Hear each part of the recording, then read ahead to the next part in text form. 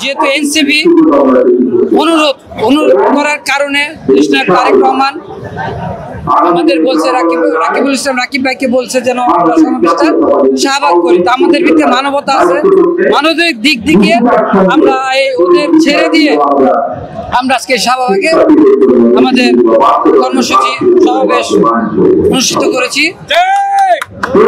আমরা সবসময় সুসংগঠিত একটা সংগঠন, এখানে কোনো কারোর সাথে কোনো বিবাদ, আমাদের কেউ আঘাত করলে তারপর আমরা প্রতিবাদ করি না। এটা আমাদের দেশের তারেক রহমান নির্দেশনা যে ওনাদের যদি কেউ আঘাত করে তোমরা তাদের ভালোবেসে দিবা, তারপরে গায়ে পাড়া দেওয়া কোনো ঝগড়া বিবাদ ছাত্র দলের নীতিতে নাই, আমরা এটা করিও না।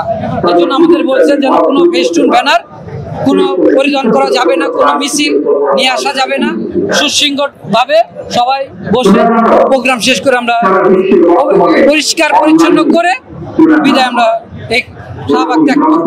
বাংলাদেশ জাতীয়বাদী ছাত্র দল যদি না থাকতো এই জুলাই আন্দোলনে হাসিনা জীবনও পদত্যাগ করতো না, যেত না। বাংলাদেশের আপামর জনগণ, ছাত্র জনগণ, শ্রমিক, কৃষক সবাই কিন্তু 3 তারিখে দেশনায়ক তারেক রহমানের এক দফা ঘোষণা দেওয়ার পরেই রাস্তায় নেমে রাজপথে নেমে এসেছে।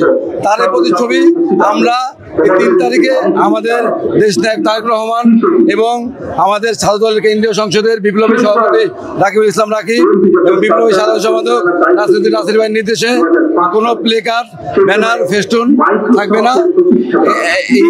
এই জন্য আমরা স্বতঃস্ফূর্তভাবে ব্যানার ছাড়া স্বতঃস্ফূর্ত যে এটা আপমন জনগণ, শুধু এটা ছাত্র দল নয়, সাধারণ ছাত্রদেরও আপনারা দেখেছেন, সাধারণ ছাত্রদেরও ব্যাপক উপস্থিতি আমাদের এই প্রোগ্রামে।